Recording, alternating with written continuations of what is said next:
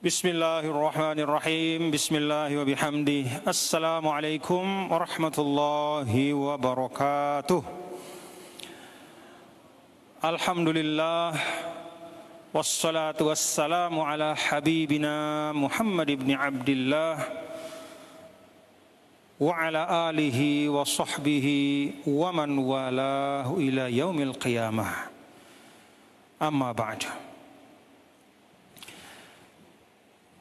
Para jamaah sekalian yang dirahmati Allah, alhamdulillah, setelah melaksanakan fardu ain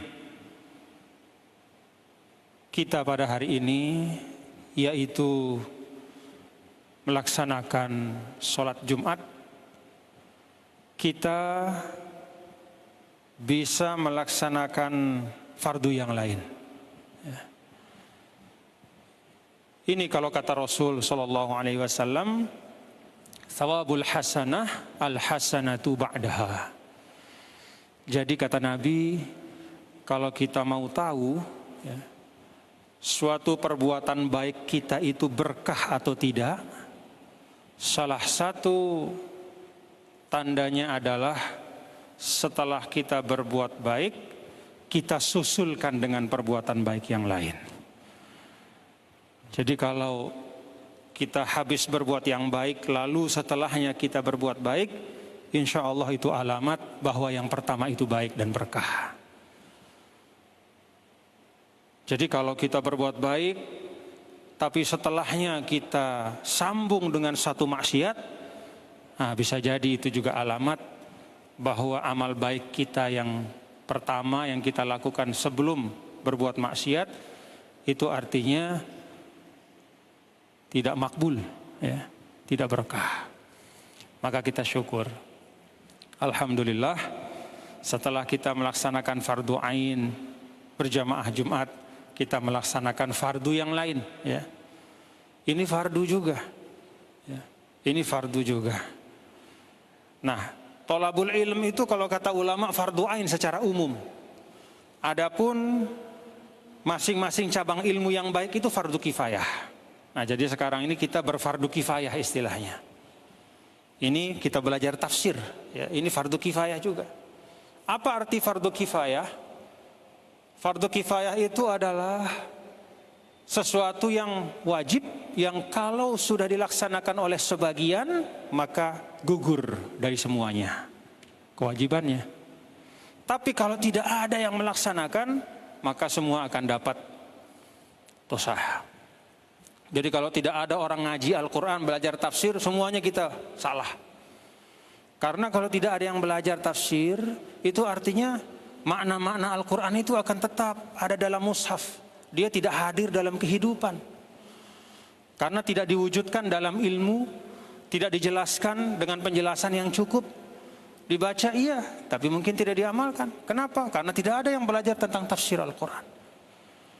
Tetapi ketika sudah ada yang belajar, kebetulan siang ini kita yang belajar nih, maka gugur, maka gugur kewajibannya dari semua. Nah, karena itu bapak-bapak dan saudara, yang namanya fardu kifayah itu ada tanggung jawabnya. Apa tanggung jawabnya? Setelah kita mengaji, maka kita sampaikan kepada yang lain. Itu tanggung jawab dari fardu kifayah. Dulu Sayyidina Umar tinggal di bagian Awali di kota Madinah. Awali itu istilahnya di bukit, daerah ketinggian. Jadi rumahnya Sayyidina Umar itu tidak menempel dengan masjid. Beliau tinggal di Awali. Maka Sayyidina Umar kemudian bersepakat dengan tetangganya. Pak, saya kan di Awali, kita ini di Awali, jauh dari masjid. Maka hari ini Bapak yang ke masjid dengan pengajian Rasul di situ. Besok kita gilir-giliran. Kalau Bapak hari ini punya giliran, nanti begitu balik beritahu saya apa yang Bapak dengar dari Nabi besar Muhammad SAW. Kalau giliran saya, Begitu saya pulang, nanti saya beritahu juga Bapak apa yang saya simak dari Nabi. Itu arti fardu kifayah. Jadi Bapak Saudara, kalau fardu kifayah ini hidup di tengah-tengah kita, maka tidak ada kejahilan di tengah umat Islam. Tapi kejahilan itu ada sebabnya satu dari dua kemungkinan kata ulama. Yang pertama, yaskutu jahilun an jahlihi, yang tidak berilmu nggak mau belajar. Yang kedua, yaskutu alimun an ilmihi, yang punya ilmu nggak mau ngajar. Jadi kalau yang tidak punya ilmu pengen belajar, tapi yang punya ilmu tidak mau mengajar, nah, kejahilan itu akan tetap. Atau yang punya ilmu semangat untuk mengajar, tapi yang tidak berilmu merasa sudah cukup dengan apa yang ada pada dia, nggak mau belajar, sama juga. Maka tugas kita, bapak-bapak saudara sekalian, ya, sebagai masyarakat, ini kita sebagai umat Islam, ya, umat yang ayat pertama yang turun itu Iqra. Dalam ayat yang lain sebelum la ilaha illallah itu fa'lam. Jadi ilmu dulu. Fa'lam annahu la ilaha illallah. Jadi la ilaha illallah itu datangnya setelah fa'lam. Kalau kayak begini Al-Quran kita bicara tentang ilmu, maka haram hukumnya kita membiarkan diri kita dalam kebodohan. Wajib kita belajar. Yang bisa ngaji ya ngajilah. Ya. Keluangan ya kita isi keluangan kita. Yang tidak punya keluangan ya nanti bisa bertanya kepada yang sudah mengaji. Itu seperti itu, saling mengisi. Ya. Itu semangat yang disebut dengan tawasau bil haq wa tawasau bis sabr. Alhamdulillah ayat 100 berapa nih? 114. A'udzu billahi minasy syaithanir rajim. Bismillahirrahmanirrahim. Wa man azlamu mimman mana'a masajidallahi an yudhkara fiha ismuhu wa sa'a fi kharabiha. Dan siapakah azlamu yang lebih zalim mimman mana'a masajidallah, daripada orang yang melarang di dalam masjid Allah ayyudhkara fiha ismuhu, untuk disebut di dalamnya namanya, yaitu nama Allah. Wasa'a fi kharabiha, wasa'a, dan berusaha fi kharabiha, untuk merobohkannya. Ulaika ma kana lahum, mereka itulah maka nalahum ayyadkhuluha, tidak pantas memasuki rumah-rumah Allah illa khaifin, kecuali dengan rasa takut. Lahum fid dunya khizyun wa lahum fil akhirati adzabun azim. Lahum, bagi mereka, fid dunya, di dunia, khizyun, mendapatkan kehinaan. Walahum fil akhirati, dan bagi mereka di akhirat, adzabun azim, azab yang berat. Saudara-saudara, ini adalah satu dari belasan ayat, ya. Kalau tidak salah ada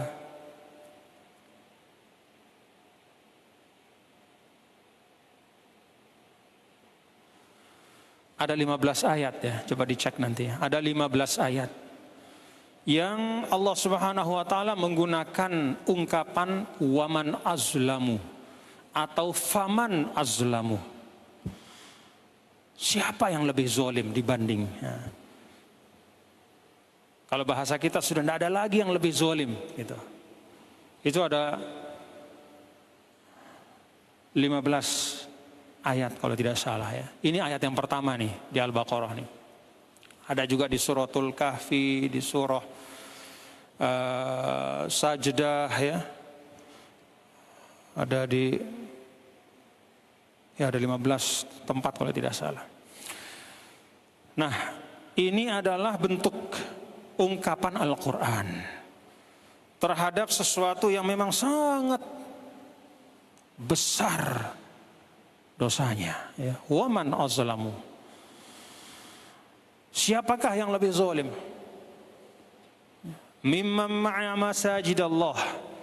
Nah, dalam ayat ini yang paling zalim itu dinisbahkan oleh Allah Subhanahu wa taala kepada orang-orang yang mencegah rumah Allah itu untuk diisi dengan berzikir, sholat, dan memakmurkan rumah Allah.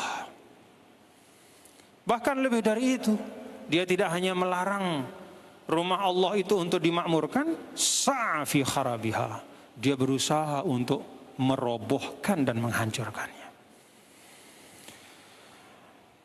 Ayat ini, Bapak-bapak dan saudara, kalau kita lihat uraian dari para ulama itu ada beberapa pandangan. Siapa ini? Mereka ini siapa sih? Yang pertama, kata ulama, ayat ini adalah menunjuk kepada sekelompok orang-orang Nasrani yang pada masa dulu, ya, zaman ada namanya zaman Raja Nebukadnezar, ya. Bukhtanasor, ya. Nebukadnezar itu raja Persia, raja yang berkuasa, dan suatu ketika mereka itu, Raja Nebukadnezar itu datang menyerbu Masjidil Aqsa. Nah, orang-orang Nasrani, ya, karena mereka dendam kepada orang Yahudi yang telah membunuh Nabi Yahya, ya, mereka membantu Raja Nebukadnezar ini untuk menghancurkan Masjidil Aqsa. Nah, cara mereka, ya, membantu orang-orang yang kufur, ya, karena orang Persia itu kufur pada waktu itu, untuk bersama-sama membantu orang kufur merusak masjid, mengotori Masjidil Aqsa. Ini dikecam oleh Allah. Hanya karena mereka tidak suka sama orang Yahudi. Padahal dua-duanya ahlul kitab. Yahudi ahlul kitab, Nasrani ahlul kitab. Tapi karena satu sama lain hati mereka ini saling hasad, saling benci, maka ketika ada orang ingin merusak Masjidil Aqsa, bukannya dibela oleh orang-orang Nasrani, bukannya membela orang Yahudi, padahal mereka sama-sama ahlul kitab, tapi justru mereka ikut merusak, mengotori, dan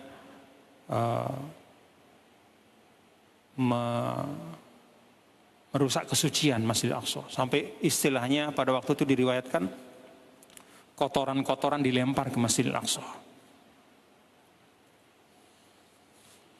Nah, ini uraian para ulama. Jadi orang-orang yang disebut dengan orang yang zalim yang dimaksudkan dalam ayat ini adalah orang-orang Nasrani yang balas dendam kepada orang Yahudi karena mereka marah, ya. Orang Yahudi itu pernah membunuh seorang nabi, tapi caranya marah itu salah. Yang mereka lakukan justru adalah sesuatu yang dosa besar. Mereka berkolaborasi, bekerja sama dengan Nebukadnezar untuk kemudian merusak kesucian Masjidil Aqsa. Itu zalim, kata Allah. Yang kedua, kata ulama, pandangan yang kedua, ya, ayat ini adalah ditujukan kepada orang-orang musyrik pada masa Nabi kita, Nabi besar Muhammad SAW. Kapan itu?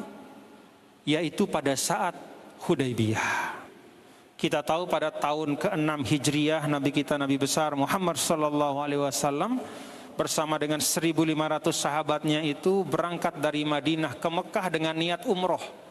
Lalu di Hudaybiyah mereka dicegah dihadang, lalu terjadilah katakanlah negosiasi perundingan, lalu terjadilah kesepakatan damai Hudaybiyah. Perbuatan mereka menghadang Nabi kita, Nabi besar Muhammad sallallahu alaihi wasallam untuk berangkat ke Ka'bah, ya, untuk beribadah di Ka'bah, melaksanakan umroh, tawaf, zikir. Itu disebutkan dalam ayat ini. Itulah perbuatan yang paling zalim, yaitu mencegah orang-orang beriman untuk datang ke Ka'bah, kemudian menyebut asma Allah, wasa'a fi kharabiha. Bahkan dengan cara itu mereka dihukumkan oleh Allah sebagai hendak merobohkan Ka'bah.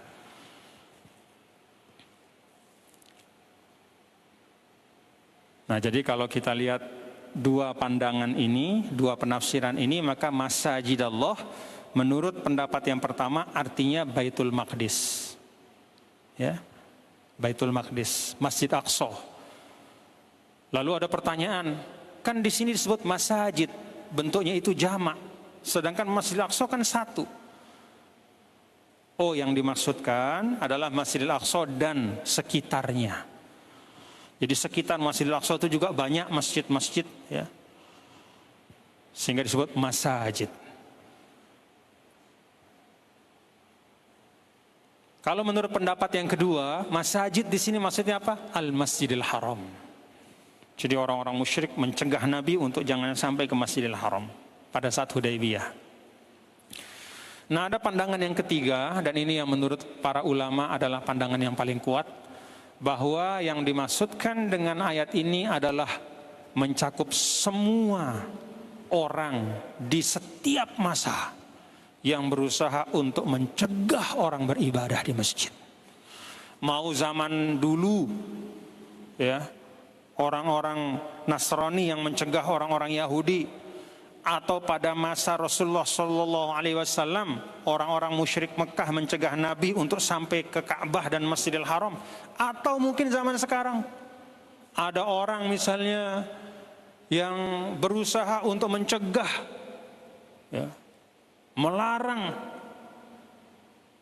agar masjid itu tidak dimakmurkan tapi tersia-siakan, ya, dengan segala cara. Masuk dalam ayat ini. Bapak-bapak saudara, tentu saja tidak tergambar dan tidak mungkin menurut akal sehat kita nih, perbuatan ini dilakukan oleh seorang muslim. Tergambar enggak ada umat Islam yang melarang orang untuk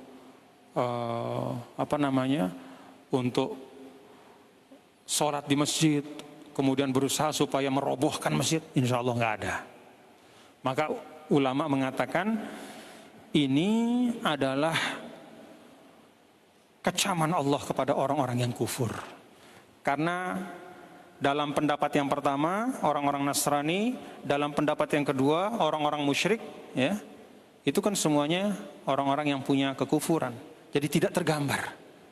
Tapi ini, ya, kalau ada misalnya di suatu masa ada sekelompok orang Islam misalnya melarang dan bahkan berusaha untuk menghancurkan masjid, dia nggak suka kepada ibadah-ibadah, dia nggak suka kepada orang sholat, dia nggak suka lihat masjid itu ramai dengan kegiatan-kegiatan ibadah atau pengajian atau majelis zikir atau apapun yang baik-baik, masuk ayat ini.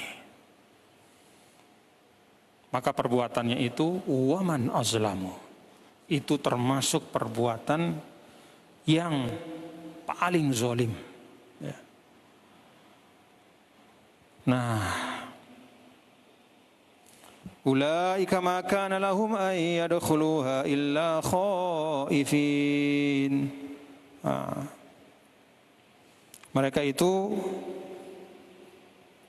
kemudian dengan perbuatan mereka itu justru maka lahum ayadkhuluha illa khaifin, akibatnya justru kembali ke mereka.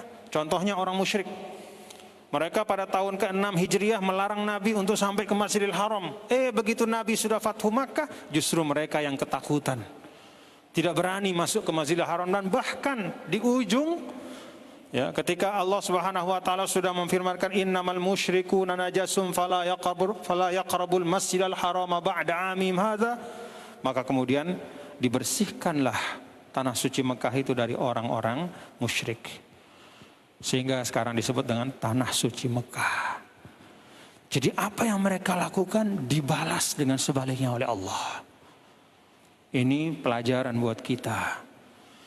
Jangan kita menzolimi orang, nanti Allah akan balik. Dan Allah membalik sesuatu itu kadang-kadang dengan tidak pakai hitungan. Setahun, 2 tahun, bisa seketika. Bisa seketika. Dan itu banyak kejadian di dalam perjalanan, ya, perjalanan kehidupan, baik pada masa sirah Nabi kita, Nabi besar Muhammad sallallahu alaihi wasallam. Banyak sekali orang-orang musyrik yang melakukan suatu kezaliman kepada Nabi kita, Nabi besar Muhammad sallallahu alaihi wasallam, lalu kemudian berbalik, mereka menjadi hina. Nah, di sini digambarkan di ayat ini. Ulaika kana lahum ayyadkhuluha illa khaifin. Lahum fid dunya khizyun wa lahum fil akhirati azabun azim. Bagi mereka kehinaan di dunia. Apa bentuk kehinaan itu? Yang tadi itu, mereka akhirnya disingkirkan, ya. Mereka kemudian akhirnya justru tidak bisa mendekat ke Masjidil Haram, ya. Wa fil akhirati azabun azim, dan di akhirat nanti Allah akan memberikan azab yang besar, yang pedih. Nah, bagian yang terakhir ini, saudara-saudaraku, ma'asyiral muslimin, ya. Lahum fid dunya khizyun wa lahum fil akhirati azabun azim.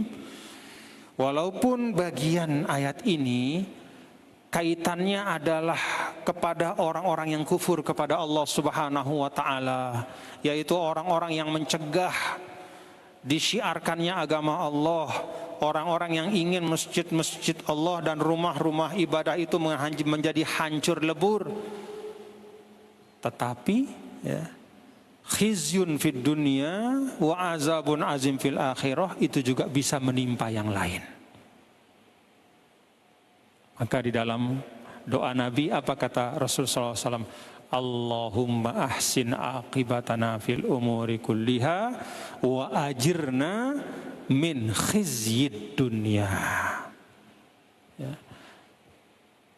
Ini doa Nabi. Ya Allah, kata Rasulullah SAW, Allahumma ahsina aqibatana fil umuri kulliha, ya Allah, elokkanlah, indahkanlah akhir dari semua urusan-urusan kami. Jadi kalau kita berbisnis, awalnya baik, tengahnya baik, akhirnya juga berkah.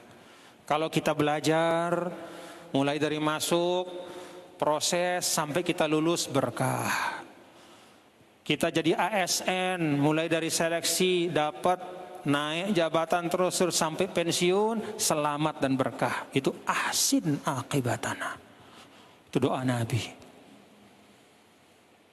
Karena tidak sedikit bapak-bapak saudara, perjalanan hidup itu menunjukkan kepada kita, ya, ada orang-orang yang awalnya baik, tengah-tengahnya baik, ternyata di akhirnya dia su'ul khotimah. Itu ada. Su'ul khotimah dalam konteks kehidupan atau su'ul khotimah dalam konteks pekerjaan, usaha, ada. Maka Nabi mengajarkan kita satu doa. Apa itu? Allahumma ahsin aqibatana. Yuk kita baca bareng-bareng. Allahumma ahsin aqibatana fil umuri kulliha wa ajirna min khizyid dunya wa azabil akhirah. 3 yang kita minta. Ahsin aqibatana, elokkanlah akhir dari semua urusanku.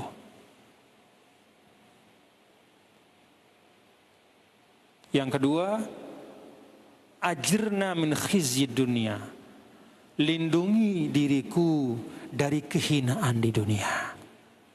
Ini seperti ayat ini nih. Allah timpakan kehinaan di dunia. Nauzubillah min dzalik. Kita berlindung kepada Allah Macam-macam kehinaan di dunia itu bapak-bapak saudara ya. Di antaranya misalnya apa? Ghalabatud dain. Ghalabatud dain itu artinya terlilit hutang. Nggak habis-habis berhutang. Hari ini berhutang, begitu lunas tiba-tiba terpaksa berhutang lagi, berhutang terus dari awal sampai akhir. Itu namanya ghalabatud dain. Ini juga dimintakan oleh Nabi. A'udzubika min ghalabatid dain. Ya, jangan sampai ya. Makanya kalau kita nggak darurat berhutang, nggak usah berhutang ya bapak-bapak ya. Nggak usah berhutang. Kalau nggak darurat berhutang, nggak usah berhutang lah. Ya, nggak usah. Cukupkan dengan apa yang ada. Ada juga khizyun, kehinaan itu apa? Qahrur rijal. Qahrur rijal itu artinya kita berada dalam keadaan di mana kita terzolimi, ya, tapi kita nggak bisa membebaskan diri. Kita sebagai muslim misalnya berada di suatu tempat di mana kita nggak boleh sholat. Nauzubillah, ada saya dengar cerita-cerita di sebagian tempat ya. Misalnya, saya pernah ke Hong Kong ya. Saya ke Hong Kong diundang oleh saudara-saudara kita yang bekerja di sana. Lalu di antara keluhan adalah ada di antara mereka yang ketika sampai di sana, lalu kemudian ditempatkan atau dapat tuan rumah atau yang mempekerjakan itu nggak kasih dia sholat, nggak kasih dia waktu sholat. Lebih dari itu, dia dipaksa untuk makan yang sama dengan tuannya. Padahal tuannya itu kan orang Hong Kong. Makannya bab 1 setiap hari. Dia diharuskan makan bab 1 juga. Ada yang menyampaikan ke saya begitu. Ya. Sudah setahun lebih saya tuan guru kayak begini, gimana saya? Ya Allah, coba kita gambarkan. Bukan dia milih dirinya, dalam arti dia punya pilihan banyak lalu dia milih. Tidak, dia ditempatkan oleh situasi seperti itu.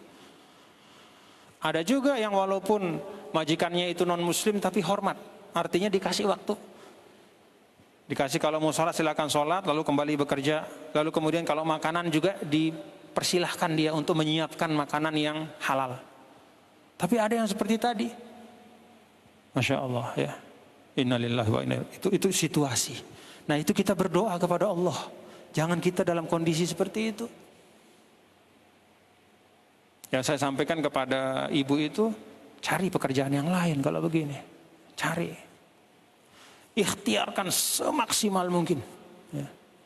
Dan sebelum dapat pekerjaan yang lain itu, maka ini hukumnya darurat. Ini hukumnya darurat. Tapi cari. Kalau dia tidak kasih waktu sholat, sembunyi-sembunyi sholat. Dengan cara apapun.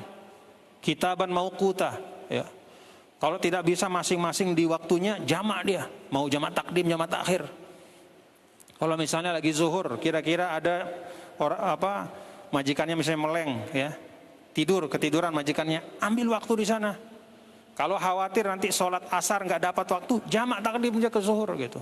Jadi upayakan sambil mencari, ya. Tapi intinya adalah bapak saudara, itu keadaan, ya, itu suatu keadaan yang menyulitkan. Yang kita berlindung kepada Allah, jangan sampai kita seperti itu. Ya alhamdulillah, insya Allah kita kalau di sini kan tidak ada seperti itu ya bapak-bapak. Tapi orang yang seperti itu bukan kemudian kita salahkan, bukan kemudian kita hina, tidak. Justru kita harus bersyukur kita tidak seperti itu. Sambil kita doakan saudara kita itu bisa lepas dari kesulitannya. Nah jadi ini bagian dari takdir-takdir kehidupan ya, yang Rasulullah SAW itu mengajarkan kita untuk berdoa agar Allah menempatkan kita pada tempat yang di situ kita bisa menjaga kehormatan kita. Allah Subhanahu wa taala menempatkan kita pada situasi di mana di situ kita bisa jaga agama kita. Alhamdulillah. Saya sering menyampaikan bapak-bapak dan saudara sekalian, syukur kita tinggal di Indonesia. Alhamdulillah. Nggak kurang-kurang masjid kita di sini. Termasuk Masjid Hubbul Atta. Walaupun tadi saya subuhan, tuh saya di ujung saya subuhan. Alhamdulillah 4 saf. Alhamdulillah. Itu safnya berjarak. Kalau seperti normal mungkin 2 saf. Ya tetap alhamdulillah. Artinya apa yang ingin saya sampaikan Bapak-bapak saudara? Kalau di tempat-tempat yang lain banyak di antara umat Islam itu tidak mendapatkan ruang untuk beribadah. Justru di Indonesia ini banyak ruang beribadah yang tidak menjumpai umat Islam di situ. Mati-matian saudara kita di negara-negara lain itu cari tempat untuk sholat. Dan jangan dibayangkan seperti Masjid Hubbul Atta besar, di atasnya indah segala. Enggak kayak begini. Sekedar ada saja. Tidak gampang. Cari tempat untuk sholat. Yang pingin sholat banyak. Mau sholat. Sampai akhirnya sebagian saudara-saudara kita di Jerman, di Perancis, dia beli bekas gereja. Di sana banyak gereja-gereja yang sudah tidak ada yang pergi. Ya, tidak ada yang pergi sembahyang dalam gereja itu. Akhirnya gereja itu menjadi tempat, istilahnya tempat mati lah ya. Terbengkalai, dibeli oleh saudara kita umat Islam, dirubah gereja itu jadi masjid. Kalau kita ke Paris hari Jumat, sampai jalan-jalan orang sholat tuh. Masjidnya di mana? Di sana, jauh 50 meter sampai sini orang sholat. Saking tidak ada tempat. Kita di Indonesia sebaliknya, bergelanyat masjid. Banyak masjid yang sholatnya yang kurang. Jadi banyak-banyak syukur bapak-bapak ya. Alhamdulillah. Alhamdulillah. Jadi ruang berislam kita di Indonesia ini sangat lapang dan luas. Tinggal bagaimana kita mengisinya dengan sebaik-baiknya. Walillahil masyriq wal maghrib. فَأَيْنَمَا تُوَلُّوا فَثَمَّ وَجْهُ اللَّهِ إِنَّ اللَّهَ وَاسِعٌ عَلِيمٌ. Walillah, dan milik Allah lah.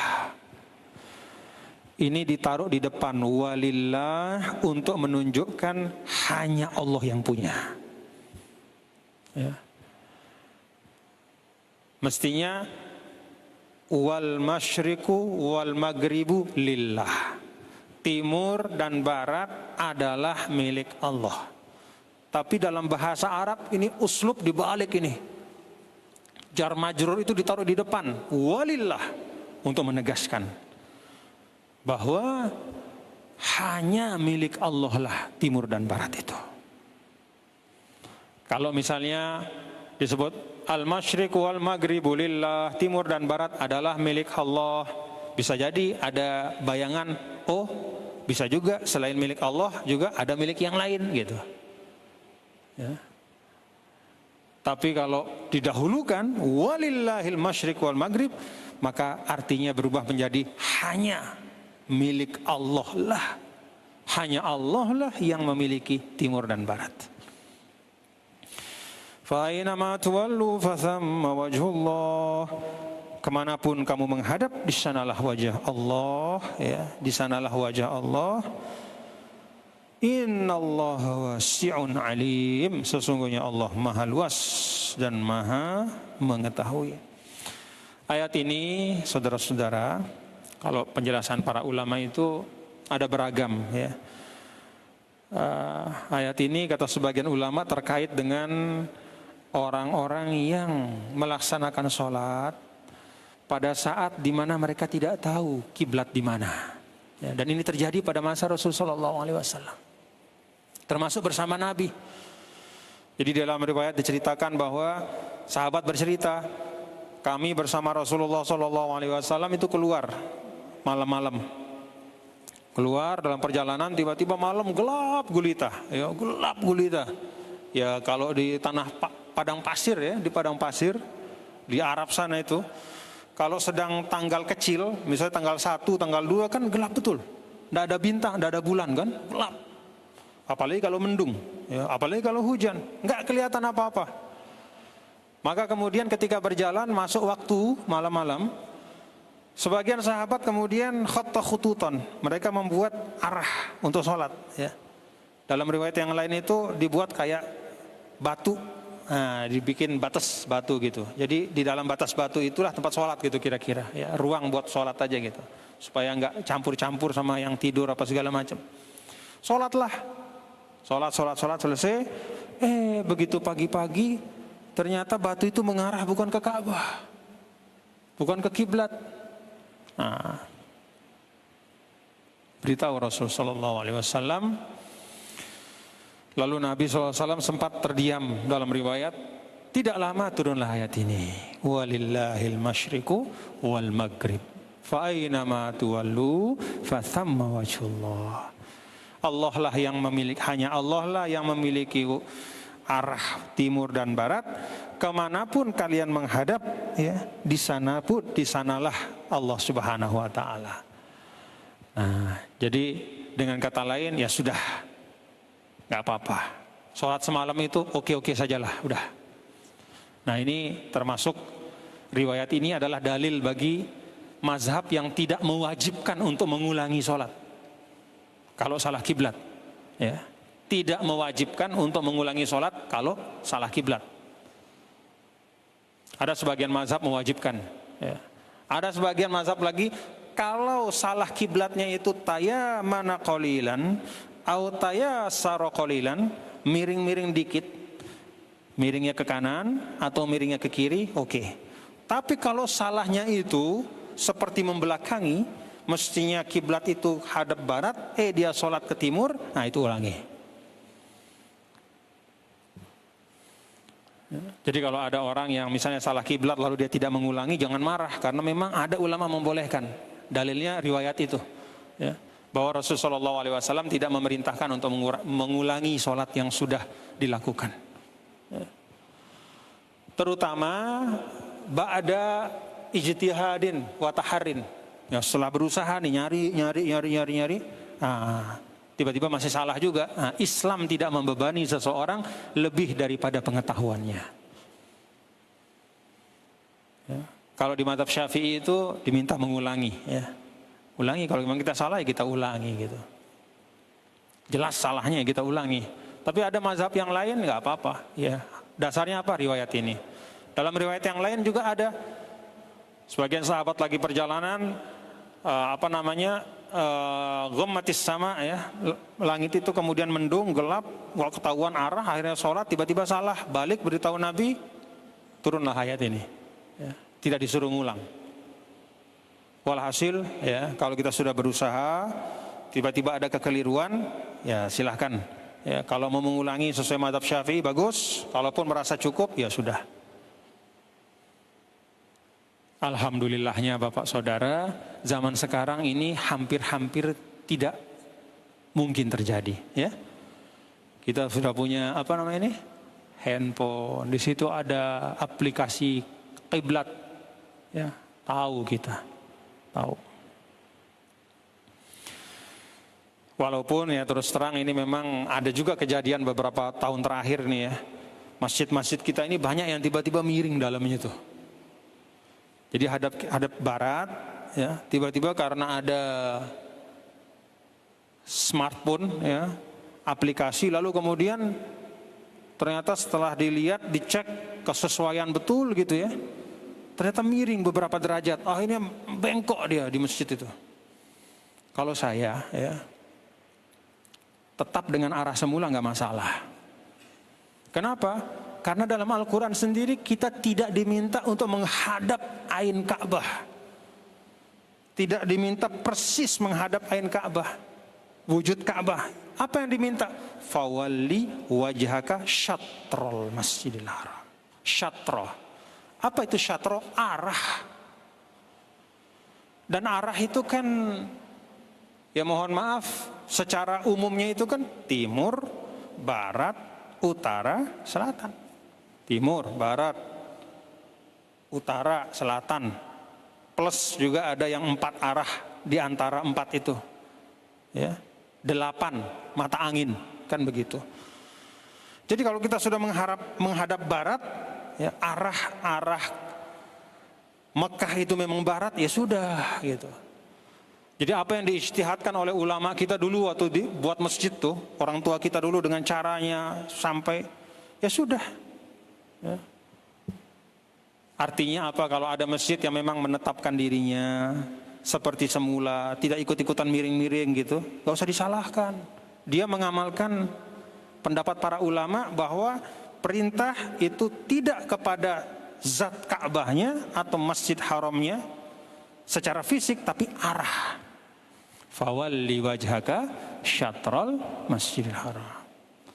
Ya mohon maaf, kadang-kadang agak aneh juga kalau bapak-bapak pernah lihat enggak masjid yang udah benar-benar tiba-tiba nanti karena ada ini smartphone ini tiba-tiba terus dipiring-miringin gitu. Jadi aneh di masjid itu. Ya. Selama arahnya tidak salah dalam artian, ya, yang harusnya barat ke timur, ya seharusnya itu jangan dipermasalahkan. Islam itu lapang.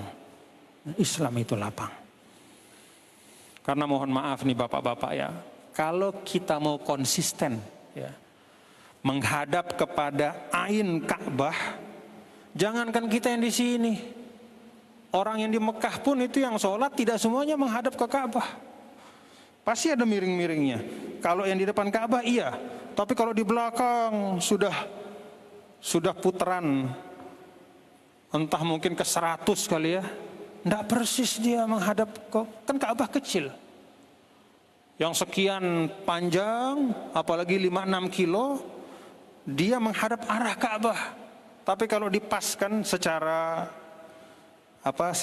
imajinasi misalnya, kalau ditarik garis lurus, bisa jadi garis lurusnya bukan kena ke Ka'bah tapi ke sampingnya. Karena kan jarak, apalagi kita ribuan kilo. Nah itu yang disampaikan oleh para ulama, mustahil kita bisa menghadap langsung kepada Masjidil Haram, ya, kepada Ka'bah dari jarak yang sangat jauh. Maka Al-Quran bahasanya begitu, fawalli wajhaka syatrol masjid. Tidak mengatakan fawalli wajhaka Masjidil Haram, hadapkan dirimu pas ke masjid, tidak. Hadapkan wajahmu ke arah masjid Al-Haram. Paham gih? Jadi kalau di masjid itu ada yang tetap, ya nggak masalah. Misalnya kita bawa kompas nih, datang ke satu masjid, wah ini kok miring nih, lalu kita panggil imamnya, Pak jangan, harus miring sedikit nih, kurang 2 derajat, nggak usah. Itu bikin fitnah nanti di sana. Bisa ngamuk orang itu. Kenapa kamu percaya sama ini, katanya lagi. Coba nanti. Ayo, aplikasi itu yang bikin siapa, katanya. Panjang urusannya nanti. Apakah aplikasi itu dibikin orang muslim, katanya. Siapa tahu aplikasi ini diakal-akalan. Kan bisa saja, akhir ribut akhirnya. Artinya apa? Kalau sudah ada, ikutlah. Sudah, ya.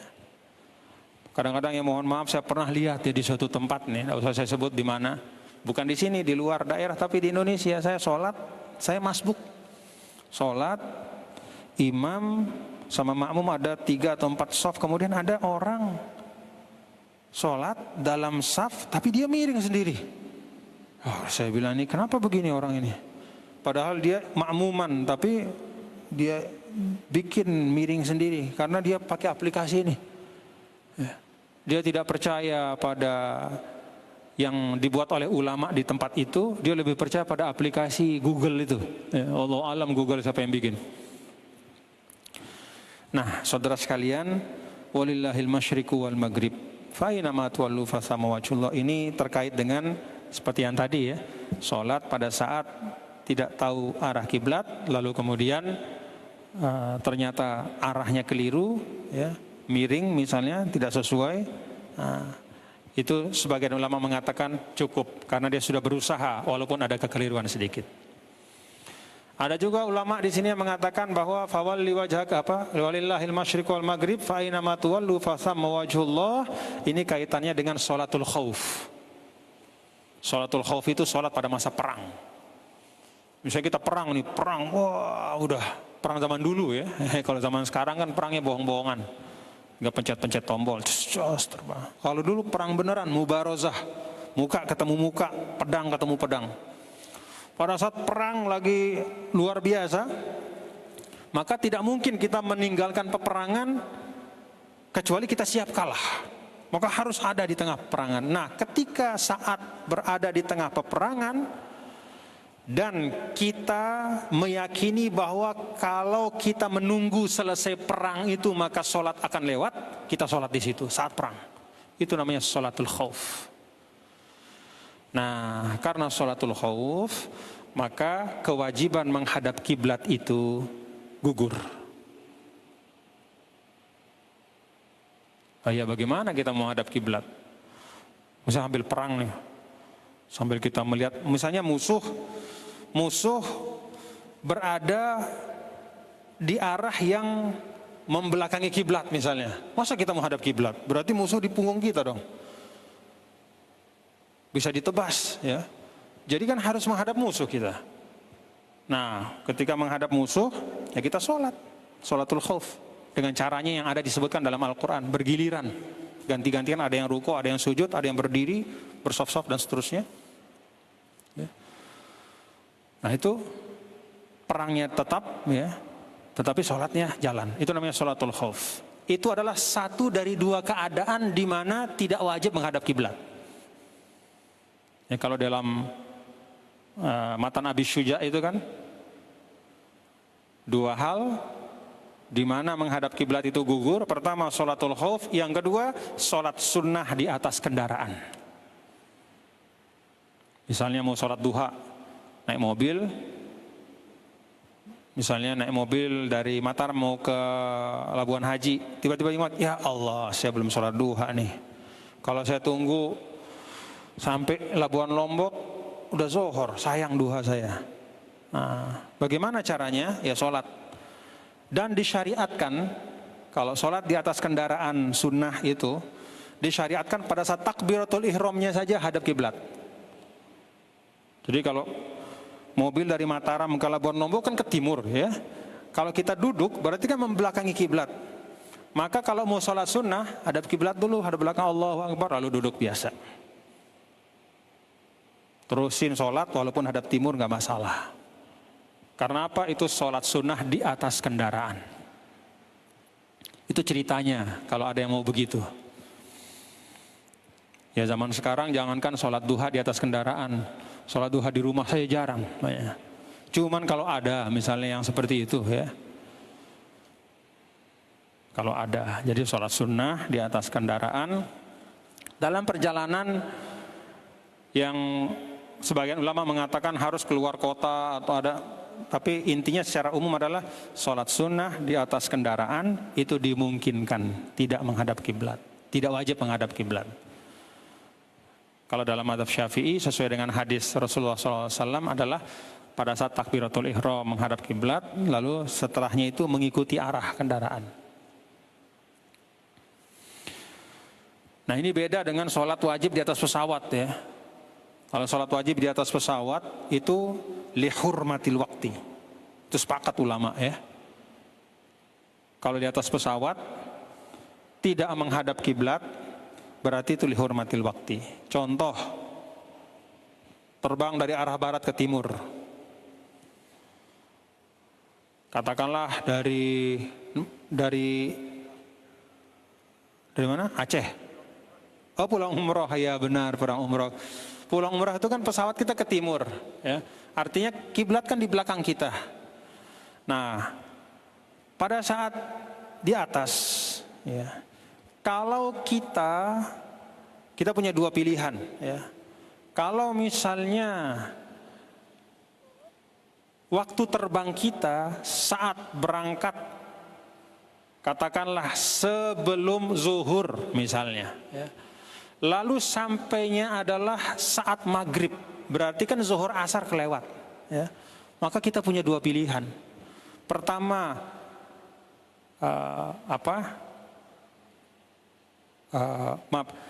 kalau berangkatnya sebelum zuhur, sampainya itu maghrib, ya, Maka dalam mazhab Syafi'i itu ada namanya sholat lihurmatil waqti. Ya.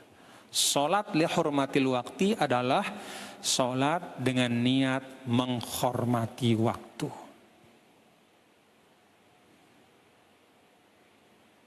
Karena tidak menghadap, ya, tinggal 5 menit, ya udah. Tidak menghadap kiblat, ya.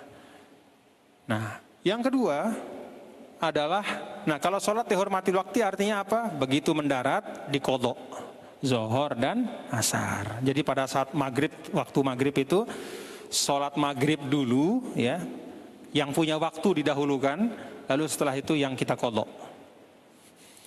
Atau pilihan keduanya adalah di pesawat itu kita cari tempat yang menghadap kiblat.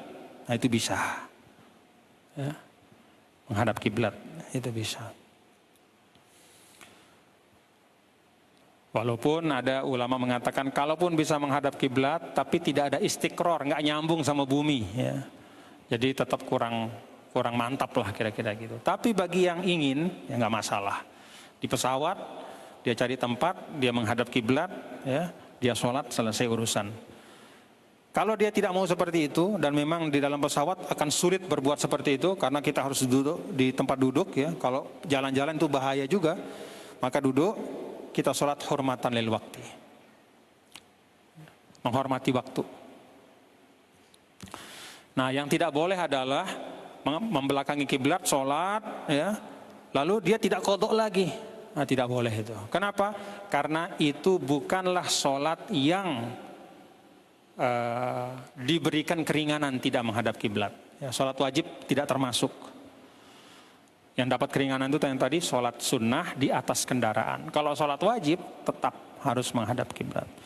Wallahu a'lam bishawab. Habis waktunya? Nah, ya, sudah habis waktunya.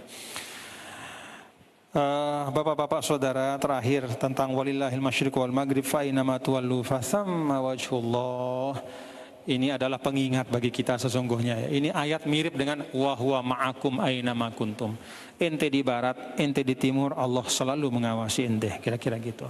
Anda dimanapun berada di dunia ini, mau lari ke ujung barat, ke ujung timur, Allah selalu berada mengawasi, mengetahui. Wallahu wasi'un alim. Maka di sini ditutup ayat ini wallahu wasi'un. Wasi'un itu mencakup, kata para ulama, adalah karunia-Nya yang mencakup semua manusia. Tidak ada manusia di timur ataupun di barat yang akan sia-sia, disia-siakan oleh Allah, enggak ada. Semua masing-masing dapat rezekinya. Alim, Allah juga Maha mengetahui apapun yang dilakukan oleh siapapun dimanapun. Rabbana taqabbal minna innaka antas samiul alim wa tub alaina innaka antat tawwabur rahim.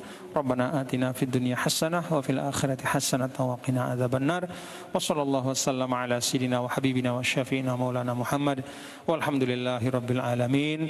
Wallahul muwaffiq wal hadi ila sabilir rasyad. Wassalamu alaikum warahmatullahi wabarakatuh.